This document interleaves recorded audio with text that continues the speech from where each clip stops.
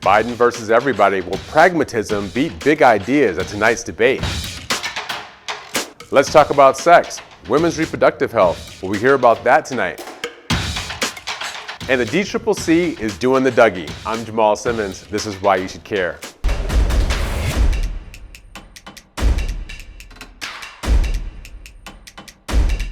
Forget centrist versus pragmatist. The real contest in last night's debate might have been between the people who have big ideas and the people who had small ones. It seemed like Bernie Sanders and Elizabeth Warren had a non-aggression pact. They didn't attack each other at all. But some of the more pragmatic and centrist candidates, they came after the two of them really hard.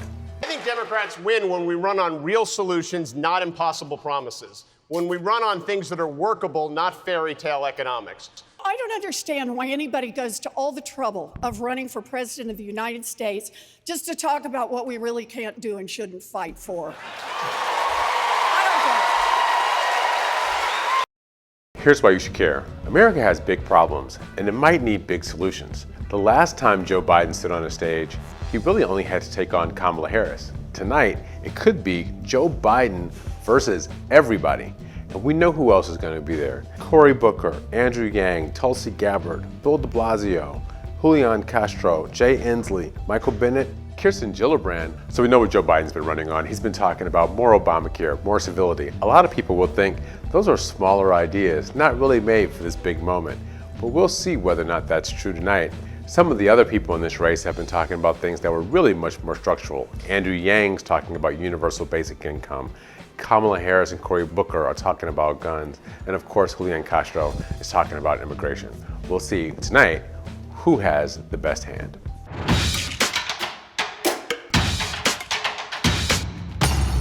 Last night, the debate stage had a lot of big ideas. We heard about trade, healthcare, reparations, immigration even made it. When we ran into Alexis McGill Johnson, the new interim president and CEO of Planned Parenthood, she was worried because she didn't hear anything about women's reproductive health. Maybe that'll show up tonight, but it wasn't there last night. Here's why you should care. A woman's right to choose has been under assault for the last year. Judges, decisions by the Trump administration. But yet, last night, we didn't hear anything about it on the debate stage. Kirsten Gillibrand, who'll be on the stage tonight, she mentioned that on Twitter. Another issue that didn't make the debate stage, impeachment. Nor was Robert Mueller's testimony on that stage. Maybe that's because of the polls. Polls show that testimony didn't change anything. We'll see whether or not impeachment, Mueller, and women's reproductive rights show up on the debate stage tonight.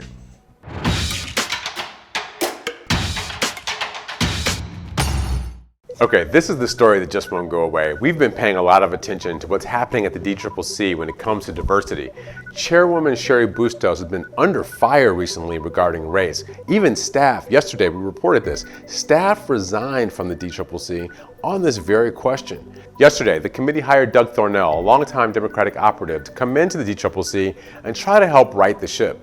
Thornell is now at SKDK, a big, well-known Democratic consulting firm. He also had been the DCCC under Chris Van Hollen and worked with the DSCC and the DNC, the Democratic National Committee, after the Russian hack in 2016. We don't know what Doug's core responsibilities will be, but we do know that he will be advising Bustos on helping to find new staff that are going to populate the committee. We also know Cheri Bustos is enlarging her own circle of advisors. She's gone to congressional members Grace Ming and Cedric Richmond, for instance, and asked them for their help. That's according to Politico. Last night, we ran into DNC Vice Chair Michael Blake. He's also a congressional candidate.